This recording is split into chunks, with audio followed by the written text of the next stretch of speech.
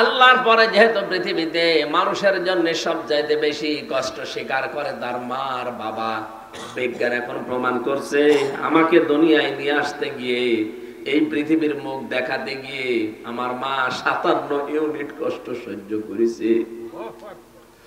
অথচ যত শক্তিশালী পুরুষ হোক, সর্বোচ্চ 45 ইউনিট কষ্ট যদি কাউকে দিতে পারেন ও মরে যাবে, ওকে বাঁচাতে পারবেন না। কত? 45 ইউনিটের বেশি মানুষ কষ্ট সহ্য করতে পারে না।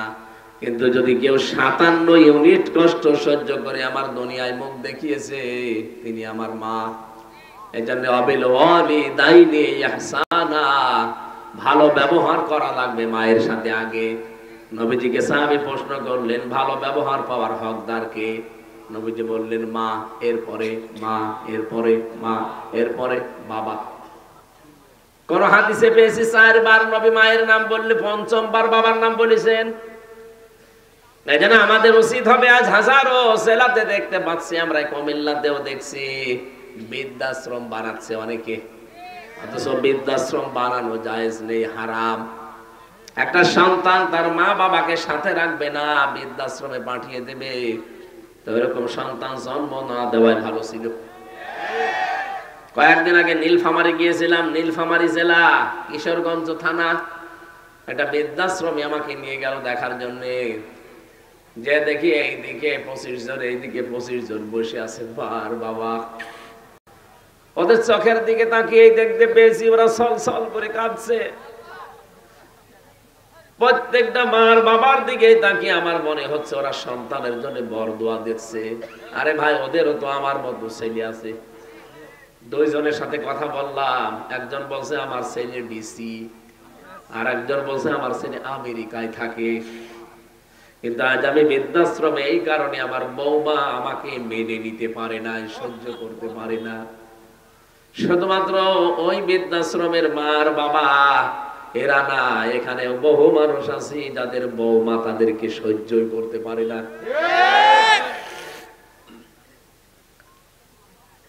একবার রাঙ্গামাটি জেলায় ছিলাম, এই জেলে যাওয়ার আগে 19 সালের দিকে।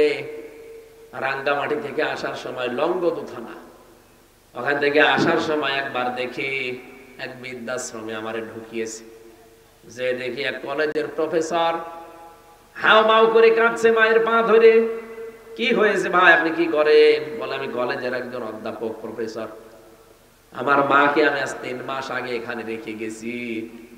মা আমারে বলছে, বাবা আমি যখন মারা যাব তখন তুই এই মাথার উপরে যে ফ্যান আছে এই ফ্যানটা ঘুরিয়ে পাল্টিয়ে নতুন ফ্যান লাগাবি। মা বলছে আব্বা। ছেলে বলছে মা তুমি তো মরিয়ে যাবে কয়দিন পরে, আমার ফ্যান আমি নতুন করে পাল্টিয়ে দেব কেন? মা বলে আমি দেখলাম এই 3 মাসে এদের বারবার বলার পরও ফ্যান এরা পাল্টিয়ে দেয় না। আমার তো মন ডেকে বলছে তুই আমার সাথে যা করলি কিছুদিন পরে তোর ছেলে তাই করবে। তোরে তো বৃদ্ধাশ্রমে রেখে গেল বলে তোর তো আর ফ্যান ছাড়া ঘুম হয় না, কারণ ছোটবেলা থেকে আমি তোরে বাতাস দিয়ে দিয়ে ঘুম পাড়াতাম। তোরে যখন রেখে যাবে তখন তো তোর ঘুম আসবে না, তোর কষ্ট হবে। আগে থেকেই তোর আমি সতর্ক করলাম। হঠাৎ দেখলাম ওর মা ওর হাতের উপরে মরে গেল। হাও মাও করে কেঁদে বলছো হুজুরে দোষ শুধু আমার একা নয়, দোষ আমার বউর। 3 মাস আগে থেকে আমার বউ আমাকে বলছে বুড়ি বাড়ি থাকলে আমি তোমার ভাত খাবো না। আমার 2টা ছেলে আছে, তাদের মুখের দিকে তাকিয়ে আমি কিছু বলতেও পারি না। বাধ্য হয়ে এখানে রেখে গিয়েছিলাম তারে। শেষ পর্যন্ত আজকে মা আমার মারা গেল, দুনিয়ায় এখন নাম ধরে ডাকার মতো আমার আর কেউ নেই।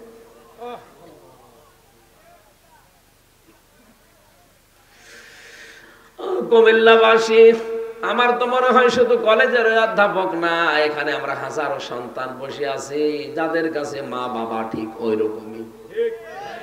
কথা বলেন, 5টা ছেলে, অথচ এক ছেলের বাড়িতেও খাবার হয় না, আলাদা করে রান্না করে লাগায় বুড়ির। অথচ এই 5টা ছেলেকে ওই বুড়ির পেটের ভেতরে রাখার জন্য আমার আল্লাহ কিন্তু ভাগ ভাগ করে দেয়নি। 5টাকে সে একা পেটে নিয়েছে। 5টা ছেলে মিলে একটা মাকে রাখতে পারে না। আজ হাজারো সন্তান কিন্তু আমরা ধরা খেয়ে যাব। আরে ভাই, আল্লাহ নিজের পরে মা বাবার নাম দিয়েছে, উনি আন্দাজে দেয়নি, বুঝে শুনে দিয়েছে। কারণ আল্লাহ জানে যে আমার পরে সব চাইতে বেশি কষ্ট করে ওর জন্য ওর মা আর বাবা। 25 বছর, 26, 27, 28 বছর পর্যন্ত আমার পেছনে শ্রম দিল এই দুইজন। হঠাৎ করে পরের একজন মেয়ে এসে আমারে দখল করে নিল, মা বাবা ডিলেট। আমি কি বেশি বললাম? এরকম পরিবার দেশে নেই? গায়রিল মাগদুবি আলাইহিম ওয়ালাদ-দাল্লিন।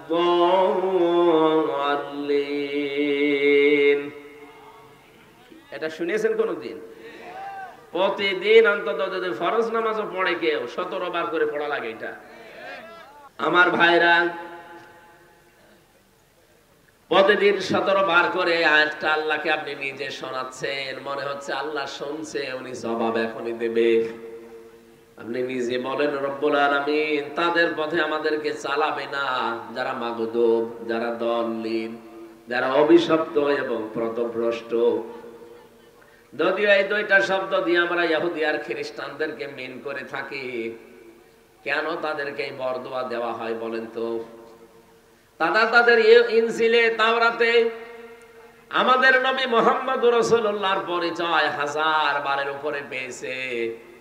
তাদের প্রত্যেকটা নবী আমাদের নবীর সংবাদ দিয়ে গেছে, ইয়াতি মিন বাদি ইসমুহু আহমদ।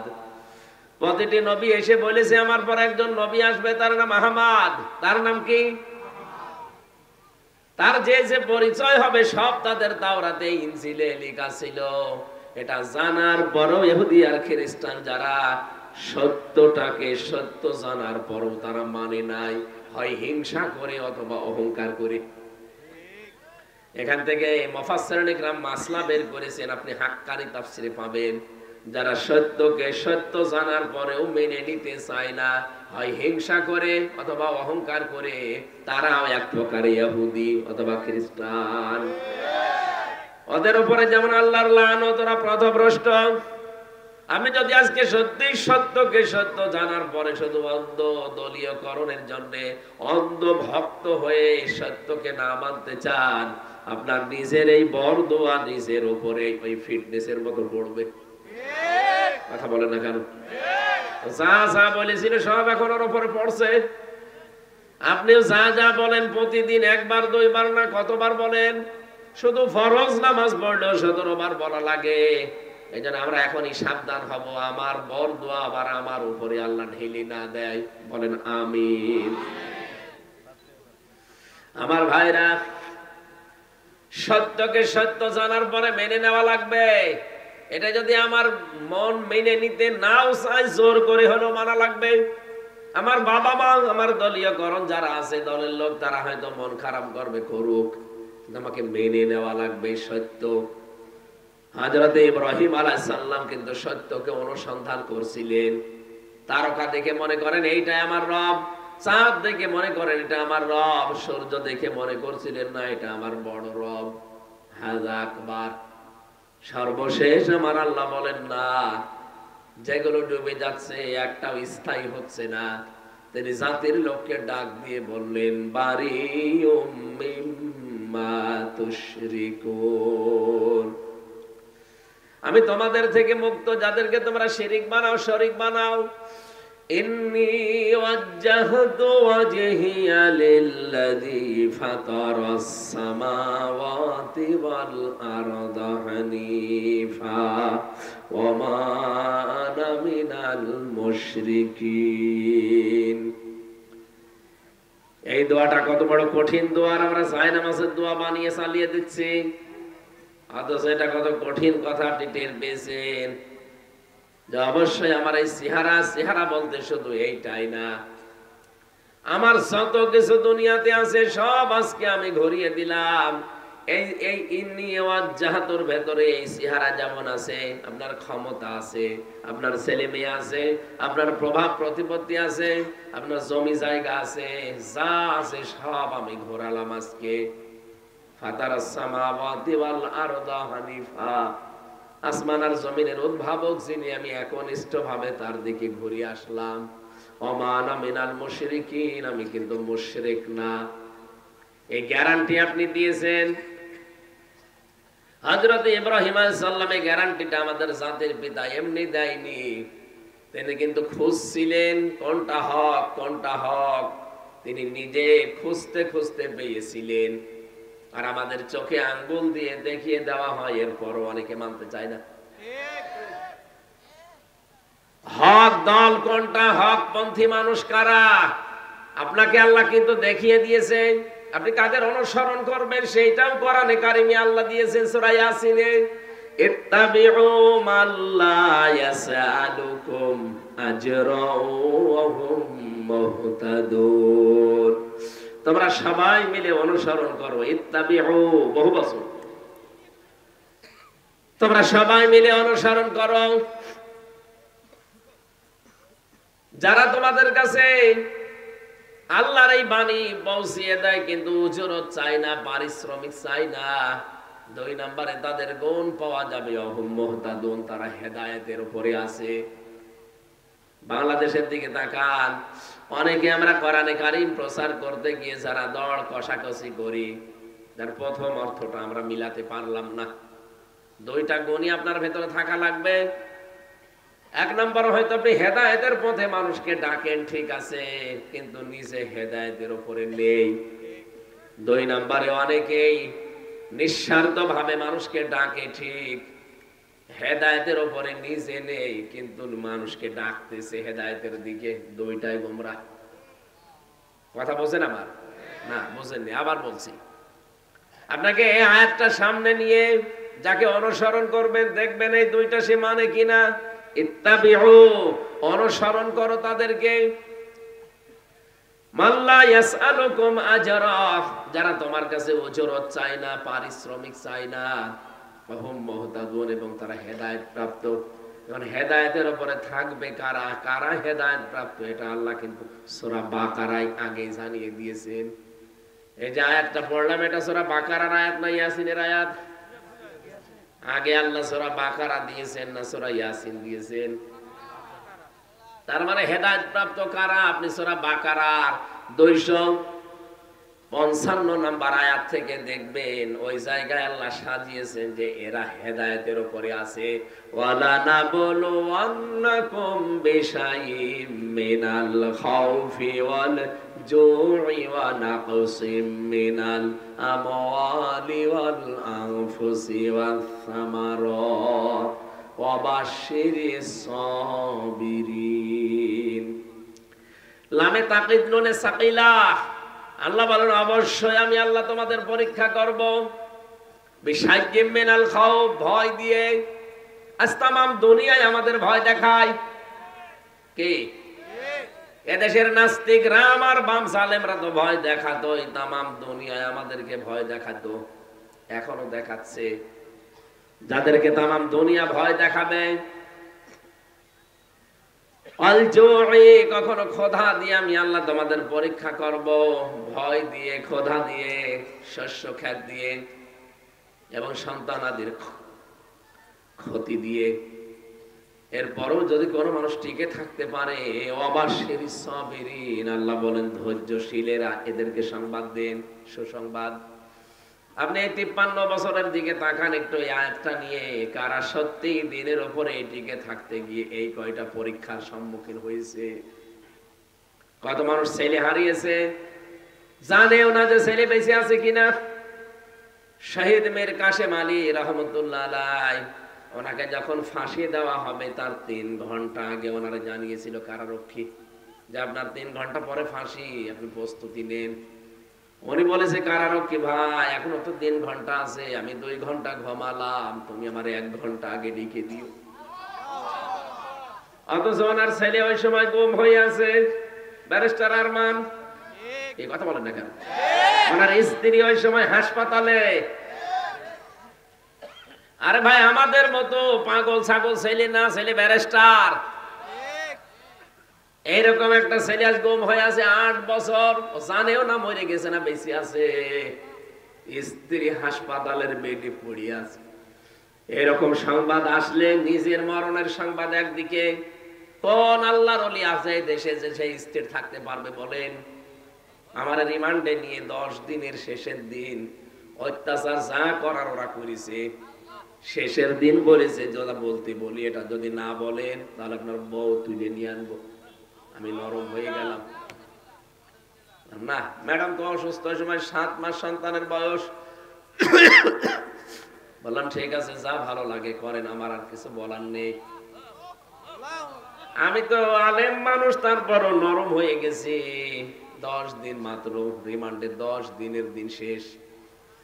আর ওনার স্ত্রী পড়ে আছে মরণ সজ্জায়, ছেলে গুম হয়ে গেছে, কেউ জানেও না, নিজেও মাত্র আর 3টা ঘন্টা পরে থাকবে না দুনিয়ায়। এরপরও কি শক্তিশালী ইমান দেখেন। বলছে আমি 3 ঘন্টা আছে 2 ঘন্টা ঘুমালাম। কারারক্ষী কুতুব ভাই উনি আমারও দায়িত্বে ছিলেন, আমারে মাঝে মাঝে বলতেন হামজা ভাই লোকটা ঘুম আসলো কি করি। আমি বললাম আপনি বোঝেননি, কিন্তু আমি বুঝেছি যে ঘুম কেন এসেছে। কোরআনে কারীম জানিয়েছে ইন্নাল্লাযীনা ক্বালু রাব্বুনাল্লাহু সুম্মা ইসতাকামু তাতানাজ্জালু আলাইহিমুল মালায়েকা। অবশ্যই যারা এই কথা বলতে পারে আমার রব আল্লাহ, এতটুকু বলেই শেষ করে দেয় না, যারা এর উপরে টিকে থাকতে পারে। রব্বুল আলামিন বলেন তাতানাজ্জালু আলাইহিমুল মালায়েকা। তাতানাজ্জালু এটা মুজারে, বর্তমান ভবিষ্যৎ প্রেজেন্ট ফিউচার। মালাকুন দেয়নি, মালায়েকা বহুবচন দিয়েছেন। আল্লাহ বলেন এদের বিপদে আপদে পড়লে আমি আল্লাহ হাজারো ফেরেশতা পাঠিয়ে দেই। কি বলে ফেরেশতারা জানো? আল্লাহ তাখাফু ওয়া লা তাহজানু। কোনো ভয় নেই, কোনো চিন্তা নেই। কিসের ভয় করেন, কিসের চিন্তা আপনার? আপনার ছেলে নিয়ে চিন্তা হয় যে গুম হয়ে গেল ছেলেটা, বউ নিয়ে চিন্তা হয় যে বউ হাসপাতালে পড়ে আছে, দলীয় লোকজন নিয়ে চিন্তা হয় যে এরা অনেকে পালিয়ে বেড়াচ্ছে, অনেকে জেলে আছে, ব্যবসা প্রতিষ্ঠান নিয়ে ভয় হয় যে কি হবে এগুলোর। কোনো অসুবিধা নেই, ওই যে জান্নাত দেখা যাচ্ছে চলে যান, বাকি সবগুলোর দায়িত্ব আল্লাহ নিয়ে নিয়েছে। এটা যদি ফেরেশতারা কানের কাছে না বলতো আমার তো বিশ্বাস জীবনেও ঘুম আসার কথা না, কারণ আমি তো নিজে ভুক্তভোগী। জেলখানায় সবচেয়ে বেশি চলে ঘুমের বড়ি, কারণ ওখানে কোনো কাজ নেই, তারপরও ঘুম আসে না। একটা মানুষ বছরের পর বছর পড়ে আছে কিন্তু ঘুম নেই, এই জন্য ঘুমের বড়ি খাওয়া লাগে। আমি কত বড়ি খেয়েছি আল্লাহ জানে আর আমি জানি। অথচ আমার তারপর আমার বাবা মা শ্বশুর শাশুড়ি তো ধনী মানুষ, আমার স্ত্রীকে আল্লাহ যা দিয়েছে, আমার শ্বশুর শাশুড়ি আমার মা বাবা, আমি না থাকলে ওর কোনো অসুবিধা নেই। মেয়ে আছে ওই সময় 2টা, ওগুলো নিয়ে সে ভালোভাবে আর একটা বিয়ে করে চলতে পারতো। আমার কোনো চিন্তা নেই তাদের নিয়ে, তারপরও আমার ঘুম আসতো না। 3টা বছরে ফাঁসির কন্ডেম ছেলে কতদিন না ঘুমিয়ে কাটিয়েছি আমি জানি আর আল্লাহ জানি। সারা রাত জাগা, 1 সেকেন্ড ঘুম আসে। অথচ লোকটার মাত্র 3 ঘন্টা হায়াত আছে আর 2 ঘন্টা ঘুমিয়ে গেল। কারারক্ষী বলছে ঠিক যেন ঘুমিয়েছে। আমি তাকে ডাকলাম 1 ঘন্টা আগে, কারণ 7টার সময় আমার ডিউটি, ওনার 10টায় ফাঁসি, 3 ঘন্টা মাঝে আছে। ওনারে বললাম যে মাত্র আর 3 ঘন্টা, আপনি প্রস্তুতি নেন। উনি বলছে 3 ঘন্টা অনেক সময়, আমি 2 ঘন্টা ঘুমিয়ে গেলাম। ঠিক 2 ঘন্টা ভালোভাবে ঘুমিয়েছে। 1 ঘন্টা আগে ওনারে আমি ডাক দিলাম, স্যার ওঠেন, আপনার মরণের সময় হয়ে গেছে। উনি দেখলাম ঠিক ভালোভাবে উঠলো ঘুম থেকে, গোসল করে ওযু করে 2 রাকাত নামাজ আদায় করে বলছে আমি প্রস্তুত আছি, চলেন। এটা এমনি এমনি মুখে আসার কথা না, এটা ওয়াজ করে বোঝানো সম্ভব না যদি ওই জায়গায় আপনি না যান।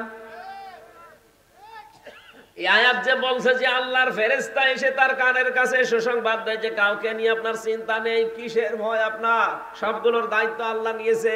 ওয়াবশিরু বিল জান্নাত, ওই যে জান্নাত, ওর সুসংবাদ গ্রহণ করেন।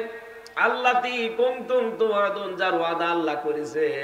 নাহানু আউলিয়াউকুম ফিল হায়াতিদ দুনিয়া, দুনিয়ায় আপনাদের বন্ধু আমরা ছিলাম। ওয়াফিল আখিরা, আখিরাতেও থাকবো। ওয়ালাকুম ফিহা মা তাশতাহি আনফুসুকুম ওয়ালাকুম ফিহা মা তাদউন। এমন জান্নাতে প্রবেশ করাবো যেখানে চাওয়ার আগে জিনিস পাওয়া যায়।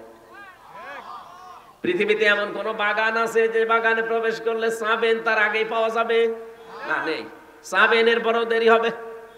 আল্লাহ বলেন জান্নাত এমন ভাবে আমি বানিয়েছি আমার মুমিন বান্দা বান্দীদের জন্য যে চাওয়ার আগেই পাওয়া যাবে। আপনি চাবেন, মনের ভেতরে শুধু কামনা আসবে, সঙ্গে সঙ্গে সামনে চলে আসবে। কেন এটা জানো? নজলাম মিন গফুরির রহিম। এটা দয়াময় আল্লাহর পক্ষ থেকে একটা বিশাল মেহমানদারি। বলেন সুবহানাল্লাহ। আমি যেটা বসাতে চাচ্ছিলাম এ পর্যন্ত এসে আল্লাহ পাক বলেন এইভাবে যারা বিপদে আপদে পড়ে, ছেলে হারিয়েছে, মেয়ে হারিয়েছে, সম্পদ হারিয়েছে, ব্যবসা প্রতিষ্ঠান হারিয়েছে, সব কিছু হারানোর পরেও যে মানুষগুলো হাসি মুখে, দেখবেন হাসি মুখ তাদের। এত কিছু যে হারিয়ে গেল, আমার তো কিছুই হারায়নি, তারপরও আমার চিন্তায় শেষ নেই। আর ওদের সব হারিয়ে গেল, এরপরেও চেহারার দিকে তাকালে মনে হয় যে কিছুই হারায়নি, নিশ্চিন্তে বসে আছে। আজকে আমি ইন্টারনেটে কাদের মোল্লা সাহেবের একটা চিঠি পড়ছিলাম। উনি যেই দিন ফাঁসি হবে সেদিন ওনার সকালবেলা স্ত্রী দেখতে গেছে, বিকালে ওনার স্ত্রীর নাম, ডাক নাম ছিল পিয়ারি। যে দেখে জেলখানার ওই কন্ডেম সেলের ভেতরে ঠিক উনি চা খাচ্ছে বসে। কি গো, তুমি এখন চা খাও? মাগরিবের নামাজ কিছুক্ষণ আগে পড়লাম, আমি আজকে রোজা ছিলাম, রোজা রাখা অবস্থায় আমি ইফতার করে খাবার খেয়ে এখন চা খাচ্ছি, শুনলাম নাকি রাত 10টায়। বলেন তো, নিজের স্ত্রীর সামনে রাত 10টায় মনে হচ্ছে শ্বশুর বাড়ি যাবে। আপনি যে বলেন মানুষের আকীদা ঠিক নেই, আপনার কি আকীদা আছে আপনি বলেন? এর চাইতে কি আকীদা দেখবেন আপনি? এই জায়গায় দড়ি যখন আসে আপনার আকীদা কোথায় থাকে?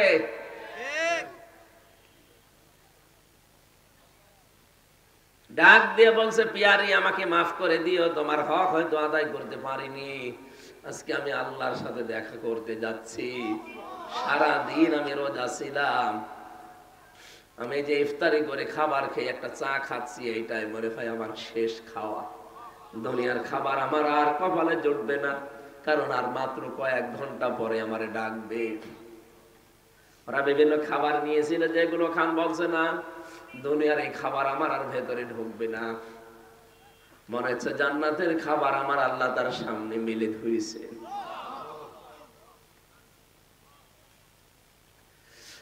কুমিল্লাবাসী,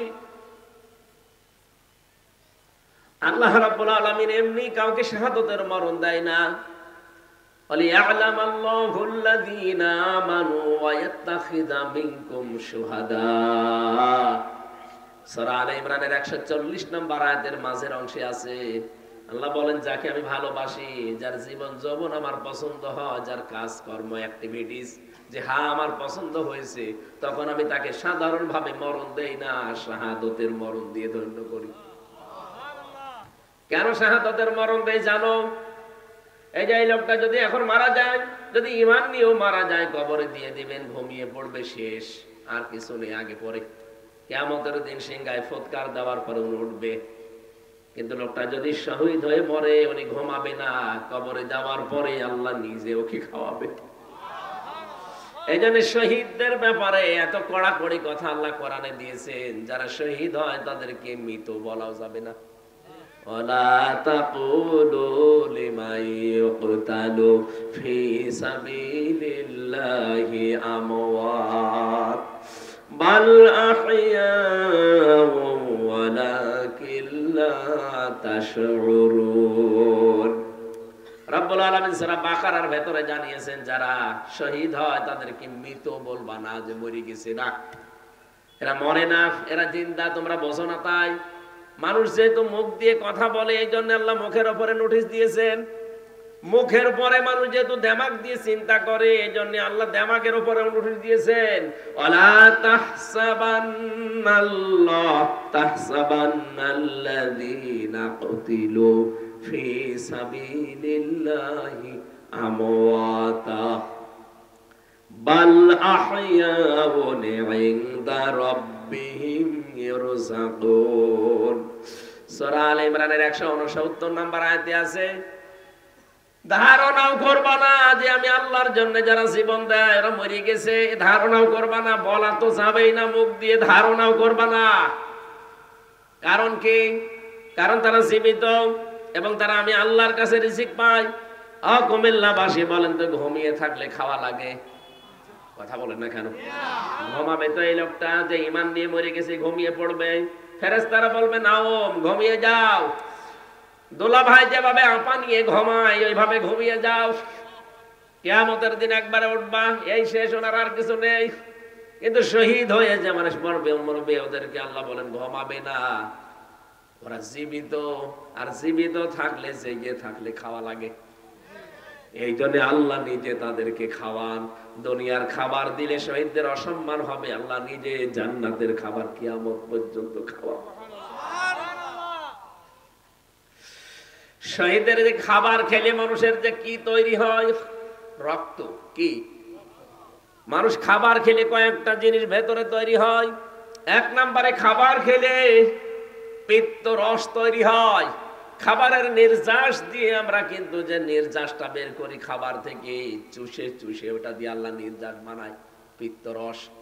ওটা এত দামি, পারায় কারণে বিজ্ঞান প্রমাণ করেছে এর ভেতরে যে খাবার যতক্ষণ থাকবে ওই পিত্ত রস ওই নালী দিয়ে ওই নাড়ি দিয়ে আস্তে আস্তে ফোঁটা ফোঁটা পড়তে থাকবে। যতক্ষণ খাবার পেটে আসে পড়বে, ওটা হজম হবে। খাবার যখন পেটে না থাকবে আপনার ওই পিত্ত রসের ওই থলিটা হঠাৎ আল্লাহ নিজের পক্ষ থেকে বন্ধ করে দেবে। আল্লাহ এটা বোঝাতে চেয়েছেন যে আমি কিন্তু অপচয় করি না। এটা যেহেতু দামি জিনিস আমি অপচয় করি না। আমি শুধু ফতোয়া দিয়ে শেষ করে দেইনি, আমি দেখিয়েছি যে আমি অপচয় করি না। এটা নির্যাস তৈরি হবে প্রথম খাবার, যে খাবারই খান তার প্রথম ওইটা দিয়ে নির্যাস, এরপরে তৈরি হবে ওইটা দিয়ে মল, এরপরে ওখান থেকে তৈরি হবে প্রসাব, এরপরে তৈরি হবে রক্ত, এরপরে তৈরি হবে চর্বি। বিভিন্ন জিনিস অর্গান তৈরি হতে থাকে এর ভেতরে। এই মাথা থেকে শুরু করে পা পর্যন্ত ৭০,০০০ তার আছে। কম্পিউটার যদি এখানে এটা না ভিড়িয়ে কম্পিউটার ভিড়ার আমি আপনাকে একটা একটা করে সব দেখাতে পারবো। এই অক্সিপিটাল লব আছে এখানে, প্যারাইটাল লব আছে এখানে। মাথার ভেতরে প্রায় 18টা জিনিস ঘুরপাক খাচ্ছে। এক একটা জায়গায় প্রায় 6টা করে জিনিস আছে। কেউ চিন্তা করে, কেউ দুঃখ করে, কেউ আনন্দ করে। এক একটা জিনিস এখানে আছে, কেউ দেখে।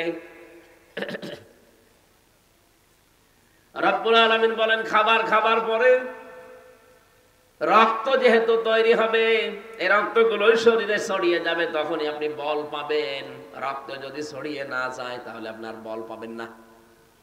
মানুষের খাবার খেলে রক্ত তৈরি হয়, এই জন্য শহীদ যারা এরা যেহেতু খাবার খায় তাহলে রক্ত লাগবে। এটার প্রমাণ দিয়েছেন হযরতে হামজার জীবনীতে। আমি তার জীবনী পড়িতে গেছি।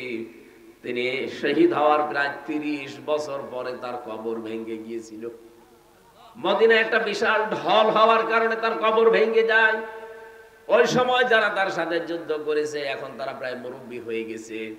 রক্ত অনুসন্ধান করতে করতে গিয়ে দেখে 30 বছর আগে মুহাম্মদুর রাসূলুল্লাহ আপন চাচা হযরতে আমির হামজা, কাফেররা যেখানে যেখানে তাকে কোপ দিয়েছিল ওই জায়গাগুলো দিয়ে ফিনকি দিয়ে তাজা রক্ত বের হয়ে চলে আসছে। কুমিল্লাবাসী বলেন তো যদি খাবার না খাবে তাহলে রক্ত আসলো কোত্থেকে? কথা বলেন না কেন?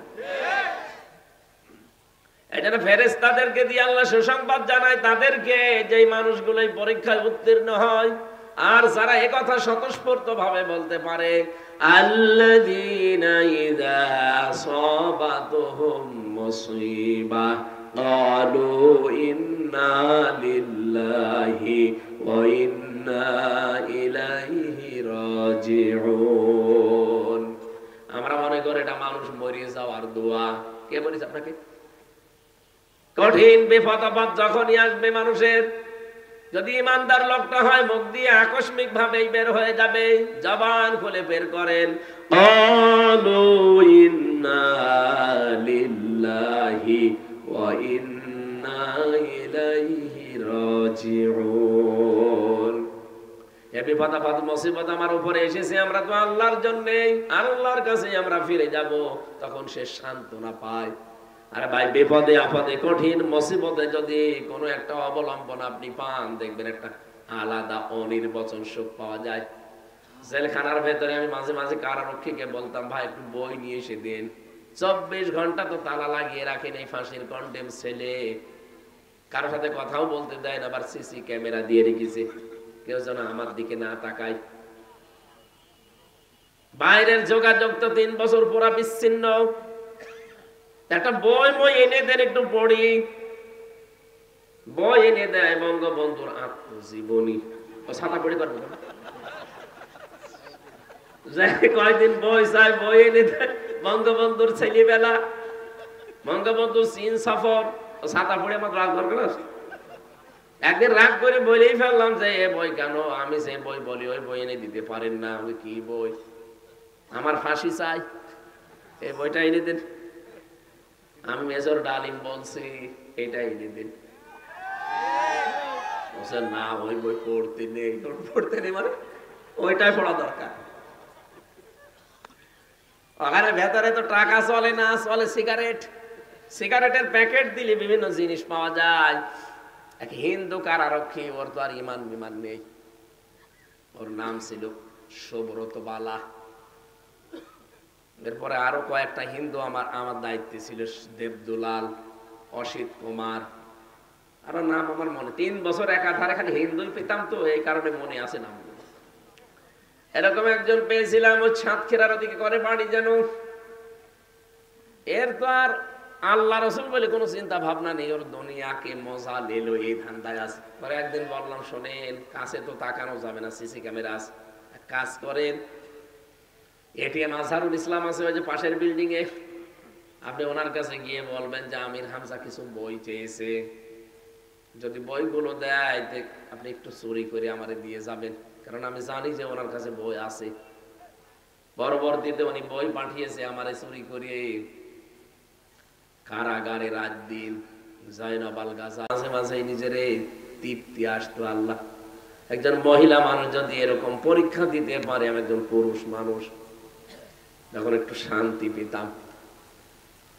এরপরে পাঠিয়েছিল প্রোডাক্টিভ মুসলিম, এটা অনেক সুন্দর বই, যারা পড়াশোনা করেন, জ্ঞান অর্জন করতে চান, বইটা কিনে নেবেন। প্রোডাক্টিভ মুসলিম, পারিবারিক জীবন থেকে আন্তর্জাতিক জীবন পর্যন্ত পুরোটা সাজানো আছে। এটা একটা তৃপ্তি পেতাম বইগুলো পড়লে।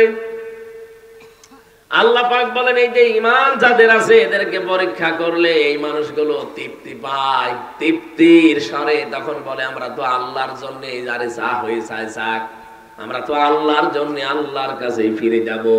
উলাইকা আলাইহিম সালাওয়াতুম মির রাব্বিহিম ওয়া রাহমা ওয়া উলাইকা হুমুল মুহতাদুন। বলেন আল্লাহু আকবার। আল্লাহ বলেন, এই মানুষগুলোর উপরে আমার শান্তি, এদের উপরে আমার রহমত, আর এরাই হেদায়েতের উপরে আছে। তাহলে হেদায়েতের উপরে আছে কারা? যে মানুষগুলোকে পেছনে পরীক্ষাগুলো করা হয়েছে। এই পৃথিবীতে কাদেরকে পরীক্ষা করা হয় আপনি দেখতে পাচ্ছেন? যারা পরীক্ষার উপরে আছে, এই মানুষগুলো হেদায়েতের উপরে। কিন্তু এদেরকে দেখে মাঝে মাঝে দিনের দিকে ডাকতে গেলে তখন দর কষাকষি করে। কথা বোঝেন আমার?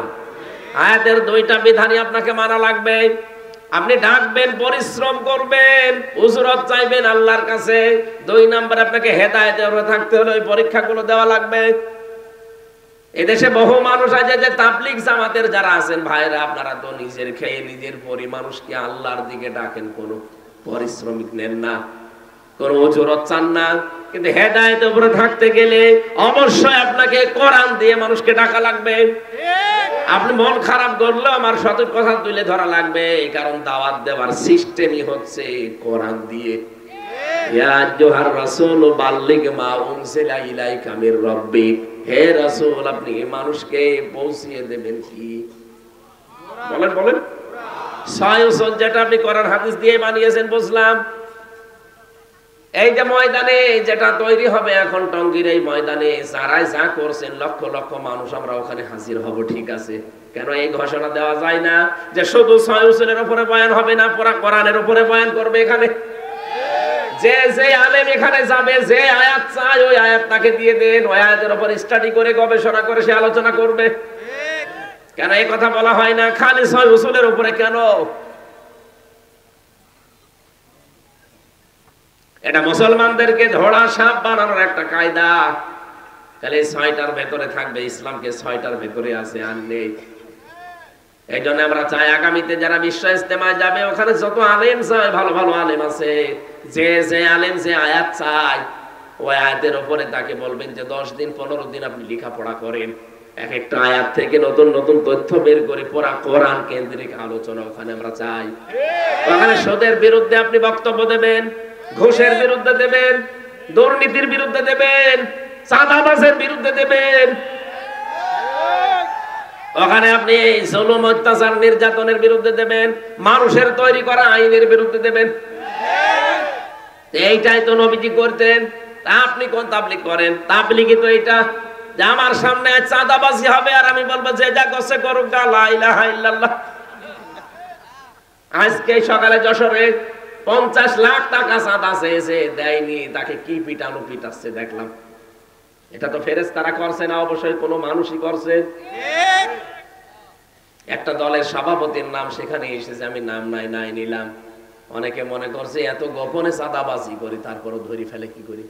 আরে বেটা, গোয়েন্দা বিভাগের খবর রাখেন। আমি নিজে দেখেছি ওদের যে মেশিন, ওরা যা বসিয়ে রেখেছে বাইরের দেশ থেকে নিয়ে এসে। আপনি মনে করেন আমি 12:30টার সময় গেলাম নারায়ণগঞ্জের বন্দরে চাঁদা চাইতে, কেউ জানে না। মিডিয়া জেনে ফেললো কি করে আর গোয়েন্দারা জানলো কি করে? আরে ভাই, রিমান্ডে নিজে দেখেছি, সত্যি কথা যে কোরআন শরীফ সামনে আমি বলছি, আপনি পায়খানায় বসে বসে কি করেন তা ওরা দেখতে পায়। হ্যাঁ, এমন মেশিন ওদের কাছে আছে। ওই জালেমরা ইসরায়েল থেকে নিয়ে এসেছিল, সেটা তার নিয়ে যেতে পারেনি। এখন যারা দায়িত্ব আছে তারা ব্যবহার করছে।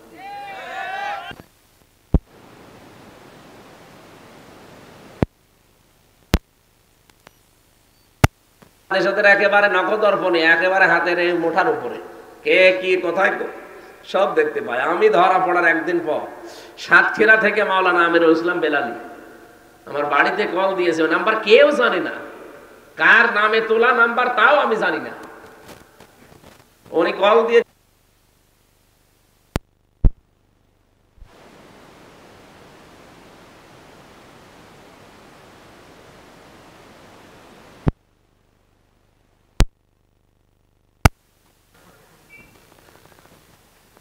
আর আপনি বলছেন আমি রাত 12:30টায় গেলাম চাঁদা চাইতে, কেউ তো জানে না। কেউ জানে না কে বলিস আপনাকে? আমি গোয়েন্দাদের সাথে কথা বলি মাঝে মাঝে, ওরা বলছে হুজুর দেশটা আমরা পর্যবেক্ষণে রেখেছি, শুধু দেখছি যে কে কি করে। তারেক জিয়া এমনি রেগে যাচ্ছে, উনি ও টের পাচ্ছে।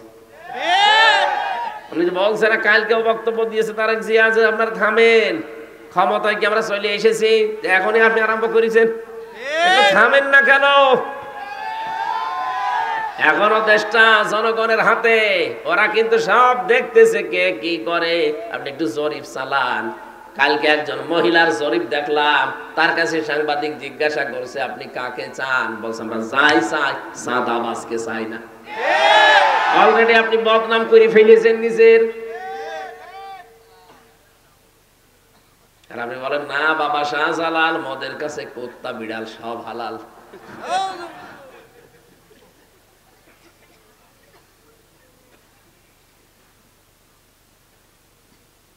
কুমিল্লাবাসী যে কথাটা তুলেছিলাম বলার জন্য, কোরআনে কারিমের আজকের এই ময়দান থেকে এমন এমন মেসেজ আজকে কোরআন থেকে ওই 14টা কর্মসূচি এমন ভাবে আমরা তুলে ধরতে চাই, যারা দায়িত্বে আছে ওরা যেন শোনে।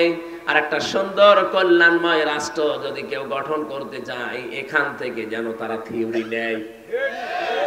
থিওরি গুলো আমার বানানো না, আল্লাহ নিজে বানিয়েছেন, তাও 27 বছর নবীকে তার গবেষণাগারে বসিয়ে নিজে শিখিয়েছেন। এখানে সরাসরি শিক্ষককে, ছাত্রকে, নবী মুহাম্মদ রাসূলুল্লাহ। সময় লেগেছে 2 দিন 5 দিন না, পিএইচডি করতে, গবেষণা করতে, আমরা দেখি এমফিল করতে সব মিলে মাত্র ৫ থেকে ৭ বছর লাগে। 2 বছর এমফিলে, 5 বছর পিএইচডি, 7 বছরে একটা বিষয়ের উপরে পুরা নখদর্পণ এসে যায়। অথচ আল্লাহ বলেন আমি 27 বছর নিজে শিক্ষক হয়ে আমার নবীকে শিখিয়েছি। একটা রাষ্ট্র যদি কল্যাণময় করতে হয় এগুলো মাস্ট বি লাগবে। আমরা সেই কোরআন থেকে কথা বলতে চাচ্ছি, চলে যাবেন নাকি? ইন্না হাদাল কুরআনা ইয়াহদি লিল্লাতি হিয়া আকওয়াম। আল্লাহ পাক বলেন অবশ্যই এই কোরআন একটা সঠিক এবং সুন্দর মজবুত হেদায়েতের পথ তোমাদেরকে নির্দেশনা দেয়। আয়ুবাশশিরুল মুমিনিনা আল্লাযীনা ইয়ামালুনাস সালিহাতি আন্না লাহুম আজরান কাবীরা। নবী আপনি সুসংবাদ দিতে পারেন ওই মুমিনদেরকে যারা ভালো ভালো কাজ করে দুনিয়ায়, উত্তম পুরস্কার আমি আল্লাহ তাদের জন্য রেখে দিয়েছি। বলেন সুবহানাল্লাহ। ওয়ান্নাল্লাযীনা লা ইউমিনুনা বিল আখিরাহ, যারা আখিরাতে বিশ্বাসী না, কিয়ামতে জবাব দিতে হবে, এই বিশ্বাস যাদের ভেতরে নেই। ওয়া'আতাদনা লাহুম আযাবান আলীমা, তাদের জন্য যন্ত্রণাদায়ক শাস্তি আল্লাহ রেডি করে রেখেছেন। আল্লাহ আযাবান পর্যন্ত শেষ করে দিতে পারতেন, আলিমা দিলেন কেন? এমন আযাবের ধরন আমি আয়াতের তাফসীর অন্য আয়াতের সাথে মিলিয়ে দেখেছি। এত কঠিন আযাব আল্লাহ দেবেন যে চামড়া পুরাটা খসিয়ে ফেলবেন। লাওয়াহাতুল লিল বাশার, আল্লাহ পাক বলেন লা তুবকি ওয়ালা তাযার। লাওয়াহাতুল লিল বাশার, এই জাহান্নামে ফেলে দেওয়ার পরে এই মানুষটাকে আস্তেও ছাড়বে না বা ছেড়েও দেবে না, এদের চামড়া আগে পুরা খসে যাবে। এই পৃথিবীতে যত কঠিন ঘর হোক, আমি রিমান্ডে একটা ঘর দেখেছিলাম মাটির নিচে, যেখানে নিয়ে ওরা নখ তুলে ফেলে মানুষের। আমাকে নিয়ে গিয়েছিল ওখানে 9 দিনের দিন, মেশিন পত্র বের করেছে আমার সামনে রেখে দিয়ে বলছে এগুলো হাতের আর পায়ের নখ তুলি আমরা। ওদের কথাবার্তা শুনলে বুঝতাম যে ও মানুষ না পুরাটা জানোয়ার। মানে কথাবার্তার এরকম ধরনই আলাদা। আমি যে একজন মাওলানা মানুষ, আমারে মা মাতালি তুলে গালি দিত, তাহলে সাধারণ মানুষ পেলে কি করত? ও জানে যে হাফেজ, কোরআনের হাফেজ, একজন মাওলানা, একজন মুফতি মানুষ, তারপরও আমার মায়ের নাম ধরে, বাপের নাম ধরে কি গালি গালা, অথচ সব বিসিএস ক্যাডার। বলেন তো এরকম সাধারণ মানুষ যদি আমার সামনে যারা সাধারণ মানুষকে নিয়ে যেত, কি কান্নার আওয়াজ পেতাম। মাঝে মাঝে দেখতাম যখন হাত পায়ের নখ তুলে নিয়ে আসতো, কি কান্না, ওর কান্না দেখে আমি নিজে অজরে কাঁদতাম। একজনকে দেখেছিলাম চট্টগ্রামে বাড়ি, একটা কথাও বানিয়ে বলছি না, নিজের দেখা সব। এই যে হাতের তালু, এখান থেকে আস্তে করে ব্লেড দিয়ে কেটে দেয়, এরপর একটা মেশিন আছে ওদের কাছে, ওইটা ধরে চামড়া ছোট করে ফেলে, ওই চামড়াটা ধরে টান দেবে আস্তে করে, এগুলো পুরাটা গোল হয়ে চলে আসবে। জীবিত মানুষ এতটুকু দিয়ে শেষ করে যদি বলে যান ঠিক আছে আমরা ওষুধপত্র দেই না, ওর উপরে লবণ দিয়ে দেয়।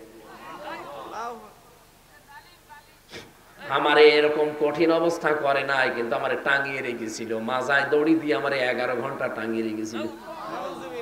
আমার এদিকে চোখ বাঁধা কালো কাপড় দিয়ে, এদিকে পায়ের সাথে ডান্ডা বেড়ি দিয়া, পা হাত আবার পেছনে ডান্ডা বেড়ি দিয়ে বাঁধা, ওই হ্যান্ডকাপ দিয়ে নড়াচড়া করবে না, ছাতা কেটে যাবে। আমার যে কত জায়গায় কেটেছিল আল্লাহ ভালো জানে। 20, 21, 22, 23, 21, 22, 23 পড়া 3টা বছর। ওই সময় দেখেছিলাম যে ওই ছেলেটার চামড়া এখান থেকে, ওর নাম আব্দুল্লাহ, এখান থেকে তুলে আস্তে করে যখন টান দিয়েছে পুরা চামড়া চলে এসেছে, তাও পুরাটা না, শুধু এইটুকুর। এত কষ্ট পাচ্ছিল আর এত চিৎকার দিয়ে কাঁদছিল, কিন্তু আওয়াজ তো বাইরে যাবে না মাটির নিচে। পরবর্তীতে শুনলাম যে শুধু চামড়া তুলে ছেড়ে দেয়, ওর উপরে নাকি লবণ ছিটিয়ে দিয়েছে। লবণ ওই যে মোটা যেটা, ওই মোটা লবণ দিলে কিন্তু অত বেশি যন্ত্রণা হয় না, কিন্তু পাতলা যেটা, মিহি লবণ যেটা মেশিন দিয়ে একেবারে মিহি করে ফেলে, ওই পাতলা লবণটা ছিটিয়ে দিলে দেখবেন আপনি টকবক করে ফুটবে। কারণ শাস্তির যত ধরন ওই শয়তানরা সব আগে ট্রেনিং নিয়েছে। যে এখানে এখানে মারলে, এখানে এখানে জিনিস দিলে এরা সব চাইতে বেশি কষ্ট পাবে। পা এভাবে ধরে রাখবে একজন শিকল দিয়ে বেঁধে, আপনি তো নড়াতে পারবেন না, তারপরে জন্য নড়াচড়া করার জন্য শিকল দিয়ে বেঁধে দেয়। আর সামনে থেকে লোহার মুগুর দিয়ে পিটায়। মুখ বেঁধে আসতো রাতের বেলা, পিটাতে পিটাতে অনেক জনের দেখতাম নিজেই কাহিল হয়ে গেছে। আর কত মারা যায়?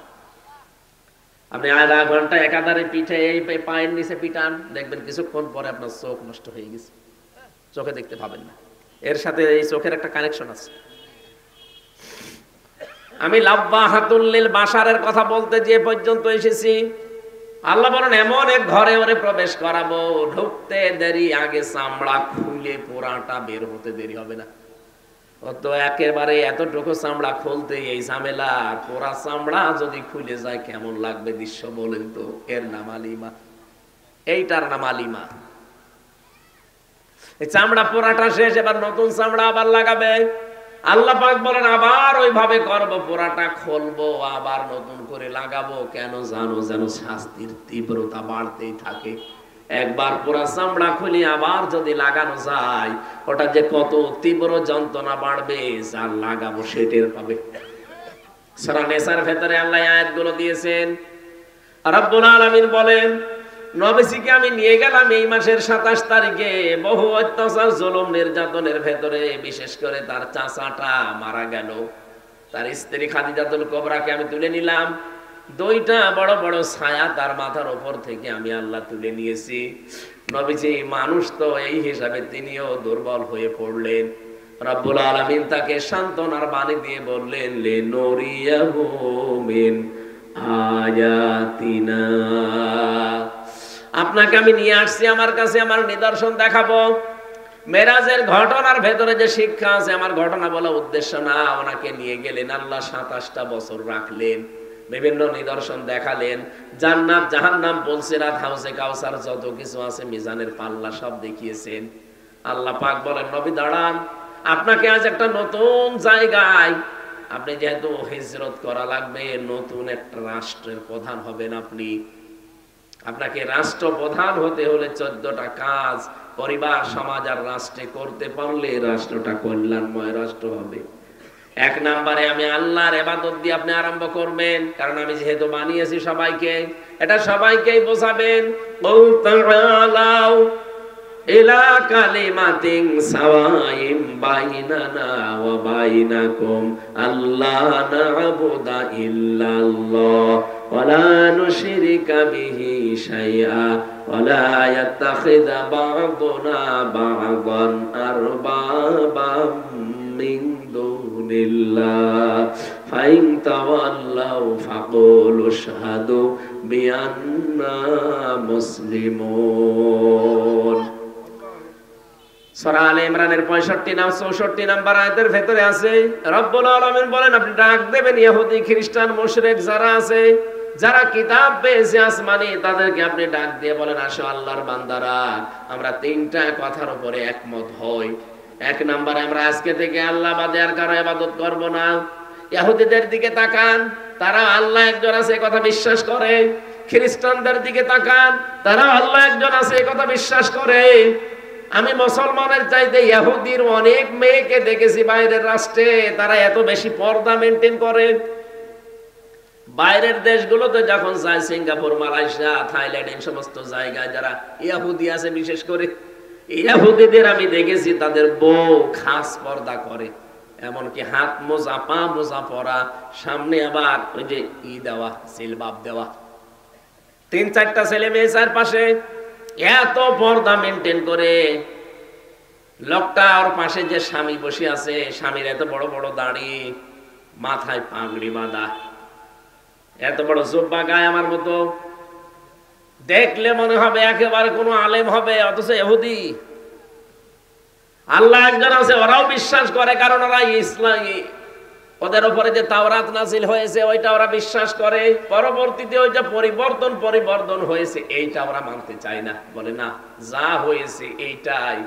অথচ ওর ভেতর ওরা নিজেদের মন মতো করে সাজিয়ে নিয়েছে। ইনজিলের ভেতরে ওরা সাজিয়েছে নিজের মন মতো করে। কোরআনটা সাজাতে পারে না, এই কারণে কারণের দায়িত্ব সরাসরি নিয়েছে কে? আল্লাহ রাব্বুল আলামিন বলেন, ওদেরকে ডাক দিয়ে বলেন যে আল্লাহ বাদে কারো ইবাদত করা যাবে না, আমরা আল্লাহর সাথে কাউকে শরীক করব না, আল্লাহ বাদে আমরা কাউকে একে অপরকে রব বলে মানব না। যদি এই তিনটা বিষয়ের উপর একমত হতে পারেন তাহলে সাথে নিয়ে কাজ করবেন। যদি এর উপরেও তারা মুখ ফিরিয়ে চলে যায় যে না আপনাকে মানি না, ফাইন তাওয়াল্লাউ ফাকুলু শাহাদু বিআন্না মুসলিমুন, তাহলে আপনি ঘোষণা দেন যে না আমি মুসলমান, তোমাদের সাথে আমিও আর নেই। ডক্টর মোহাম্মদ ইউনূস দায়িত্বে যেহেতু আছেন, উনি একজন মুসলমান। কি এই দেশে 18 কোটি মানুষ, আমরা 96% আমরা মুসলিম, বাকি অন্যান্য জাতি আছে মাত্র 4%। সবাইকে আপনি আহ্বান জানান যে মেরাজে এই মাসে, এই সবে মেরাজ, এটা এই মাসে রজব মাস, বিশ্ব নবীকে আল্লাহ 14টা জিনিস শিখিয়েছিলেন। তার প্রথমে আমার আল্লাহর একাত্মবাদ, দাসত্ব। ওয়াকাদা রাব্বুকা আল্লা তা'বুদু ইল্লা ইয়াহু ওয়া বিল ওয়ালিদাইনি ইহসানা। রব্বুল আলামিন বলেন, নবী আমি ফয়সালা দিয়ে দিলাম, আমি সিদ্ধান্ত নিয়ে নিয়েছি, আমি রায় দিয়েছি। কযা মানে রায় দেওয়া, আমি সিদ্ধান্ত নিয়ে ফেলেছি, রায় দিয়েছি। তা আমি আল্লাহ ছাড়া কারো দাসত্ব করা যাবে না, ইবাদত করা যাবে না, এটা সবাইকে জানিয়ে দেবেন দেশেছে। আবিল ওয়ালিদাইনি ইহসানা, পিতামাতা যাদের আছে তাদের সাথে ভালো ব্যবহার করা লাগবে। ও বাংলার মুসলমানেরা, আল্লাহর আইন মানা এখানে আয়াত অনুযায়ী ফরজ। আল্লাহর আইন মানা কি বলেন তো? আরো জোরে আরেকবার বলেন। মা বাবার আইন মানা কি? না না, মাঝখানে ওয়া আছে খেলা করার জন্য। আপনি আলেম, একজন আলেম আপনি, না না করা সব বুঝে পড়া লাগবে। সাধারণ মানুষ বললে নাই মেনে নিয়ে যাবেন, আপনি আলেম না, আরো চিন্তা ভাবনা করে পড়বেন। এইটা দেখেন তো 23 নাম্বার আয়াত সূরা বনী ইসরাইলের, ওয়াবিল ওয়ালিদাইনি ইহসানা। আল্লাহর আইন মানার আগে আপনি ওয়া পাবেন না, আল্লাহর আইন মানতে হবে কোনো প্রশ্ন ছাড়া। কিন্তু মা বাবার আইন মানা ফরজ না, মা বাবার সেবা করা ফরজ। কথা বুঝতেছে? মা বাবার সেবা করা কি? মা বাবার আইন মানা। পৃথিবীতে শুধু একজনের আইন মানা ফরজ, আলালাহুল খালক ওয়াল আমর। সূরা আরাফের 54 নাম্বার আয়াতের মাঝের অংশে আছে, আল্লাহ বলেন সৃষ্টি আমার, আইনও চলবে আমার। ইনিল হুকমু ইল্লা লিল্লাহ। সূরা ইউসুফের 40 নাম্বার আয়াতের মাঝের অংশে আছে, আইন চলবে শুধুমাত্র কার? আল্লাহ। এই জন্য আইন আল্লাহর মানা ফরজ, মা বাবার আইন মানা ফরজ না, তাদের সেবা করা ফরজ। এখান থেকে কি মাসলা পেলেন আপনি? পৃথিবীতে আল্লাহর পরে আমরা জানি যে মা বাবার স্থান, সেই মা বাবার আইন মানা যদি ফরজ না হয়, কোন মহারতি আছে যার আইন মানা লাগবে? এই জন্য আল্লাহর আইন বাদ দিয়ে পৃথিবীতে যারা অন্য কারো আইন প্রতিষ্ঠা করতে চান, আপনি আল্লাহর সাথে শিরিক করছেন। আমরা তো এই কথার বিপক্ষে, আপনার সাথে মিল নেই আমার এই কারণে। আপনি মানুষের তৈরি করা আইন প্রতিষ্ঠা করতে চান, আর আমি প্রতিষ্ঠা করতে চাই আল্লাহর আইন। পৃথিবীর যত নবীকে আল্লাহ পাঠিয়েছেন, মাত্র 2 জন নবী বাদ দিয়ে আল্লাহর এই আইনের পক্ষে কথা বলার কারণে প্রত্যেকটা নবীকে লাঞ্ছিত হতে হয়েছে। এমনকি দেশ ছাড়া লেগেছে, করাত দিয়ে অনেকে ছিঁড়ে ফেলেছে। কথা বলছে না কেন? আজ যদি কেউ আল্লাহর আইনের পক্ষে কথা বলে, তারও জীবনে এরকম নবীদের মতো কিছু নেমে আসতে পারে না? পারে না? এই জন্য আমাদের উচিত হবে এখন থেকে আজ এই দেশটাকে আমরা সুন্দর করে কল্যাণময় রাষ্ট্র হিসাবে গঠন করতে চাই, মাস্ট বি আমাদের অবশ্যই এই কাজ হবে যে আমরা আল্লাহর আইনের পক্ষে কাজ করব। আল্লাহর আইনের পক্ষে যেতে গেলে যদি ওটা আমার দুলা ভাই হয় হোক, যদি দুলা ভাই না হয় না হোক, কারণ আমি চাই আল্লাহর আইন এদেশে কায়েম হোক। যারা আল্লাহর আইনের বিপক্ষে আছে, ওরা যদি আমার বাবাও হয়, ও বাবাকেও আমি মানি না। সিদ্দিক আকবর আবু বকর সিদ্দিক রাদিয়াল্লাহু তাআলা আনহু বদরের যুদ্ধ থেকে বাড়িতে আসলেন, দেখলেন ছেলে এসেছে। হযরত আবু বকরের ছেলে ডাক দিয়ে বলেন, বাবা আমি কিন্তু যুদ্ধে তোমাকে আমি 3 বার পেয়েছিলাম, তোমার কল্লা কেটে ফেলতাম, কিন্তু আমি করি নাই, তুমি আমার বাবা, এই জন্যে। হযরত আবু বকর বলে, সন্তান তুমি ছিলে আবু সেহেলের দলে আর আমি ছিলাম মুহাম্মদের দলে, তুমি আমাকে 3 বার পাওয়ার পরও আমাকে কিচ্ছু বললে না বাবা বলে। সাফ করে কথা শোনো, ওই ময়দানে যদি আমি তোমাকে একবারও পেতাম, একবারই কল্লা উড়িয়ে দিতাম। এইরকম সময় আমার মনে হয় সামনে কোরআনের জন্য আসতে পারে। এক কথা বলছেন, কারণ আল্লাহ ছাড়া আমরা কারো আইন মানি না।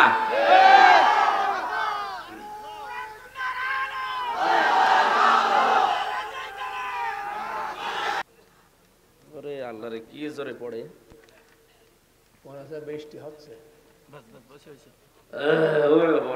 1 ঘন্টা 20 মিনিট হয়ে গেছে, আমরা কি শেষ করে দেব? আরে ভাই আমি তো অসুস্থ, এইভাবে হয় না। আমরা এমনি পয়েন্ট গুলো বলি, আমি আর তাফসীর করতে পারছি না। 2-3 নম্বরে আছে নিকট আত্মীয় স্বজনের হক আদায় করা লাগবে। 4 নম্বরে এতিম মিসকিন যারা, এদের যে হক গুলো আছে এটা আদায় করা লাগবে। এটা সব রাষ্ট্রের ব্যাপার, রাষ্ট্রে যতদিন ইসলাম কায়েম না হয় ততদিন আমাদের ব্যাপার। 5 নম্বরে অপচয় করা যাবে না। 6 নম্বরে মধ্যম পন্থা অবলম্বন করা লাগবে। 7 নম্বরে সন্তান হত্যা করা যাবে না। 8 নম্বরে জেনা ব্যভিচারের ধারে কাছে যাওয়া যাবে না। 9 নম্বরে অন্যায় ভাবে মানুষ হত্যা করা যাবে না, যেটা এই 24 সালে বেশি হয়ে গেল। 10 নম্বরে এতিমের হক আদায় করা লাগবে। 11 নম্বরে ওজন ঠিক মতো দেওয়া লাগবে। 12 নম্বরে যে বিষয়ে জ্ঞান নেই কথা বলা যাবে না। বাংলাদেশে এইটা বেশি বলে। এই যে মির্জা ফখরুল সাহেব বললেন যে কোরআনে রাজনীতি নেই, আপনি জানেন কোরআনে রাজনীতি আছে কিনা? 918 জায়গায় রাজনীতি করা লাগবে কোরআন দিয়ে কথা আছে। আপনি তো কোরআন শরীফের সূরা ফাতিহা ঠিক মতো পড়তে পারবেন না, তা আপনি এই ফতোয়া দেন কেন? যেটা জানেন না মুখ খুলবেন না। যদি মেরাজের এই 14টা শিক্ষা আছে, 12 নম্বর শিক্ষাটা বাংলাদেশে একেবারে রাষ্ট্রীয়ভাবে কায়েম হবে। যে এই বিষয়ে জানে না সে মুখ খুলবে না, কথা বলবে না। মুখ খুললে কথা বললে তার খবর। 13 নম্বরে দাম্ভিকতা পরিহার করা লাগবে। 14 নম্বরে জিজ্ঞাসাবাদ করা হবে নাক, কান আর অন্তঃকরণকে। এই জন্য কথা বলার আগে চিন্তা ভাবনা করবেন, কিয়ামতে কিন্তু প্রত্যেকটা জিনিস জিজ্ঞাসিত হবে। আপনারা যারা লেখাপড়ায় অভ্যস্ত, আমি জেলখানায় বসে বসে অনেক কষ্ট করে কয়েকটা বইয়ের লিখেছিলাম, পারিবারিক জীবনে যে দাম্পত্য কলহ এবং তার সমাধান কি। আমরা নিজেরাও এর ভুক্তভোগী, এই জন্য বাস্তবতার নিরিখে লিখেছি। ওখানে দেখলাম 100 জনের প্রায় 60 জন জেল খাটতেছে পারিবারিক জীবনের কারণে। এই গাড়িতে বইটা আছে, যাওয়ার সময় বাড়িতে নিয়ে যাবেন, মসজিদের পশ্চিমে। ওখান থেকে নিয়ে যাওয়ার সময় নিজের মেয়েকে পড়াবেন, বউকে পড়াবেন। আর মেয়েরা যদি পারেন আপনার ছেলেকে নাতিকে পাঠিয়ে দেন, তারা আপনার স্বামীকে ছেলেকে 2 জনের জন্যই লিখেছি। অনেকগুলো 8টা বই আছে, যে কয়টা পারেন নিয়ে যান। আল্লাহুম্মা আমিন। লা ইলাহা ইল্লা আনতা সুবহানাকা ইন্নী কুনতু মিনাজ জালিমিন।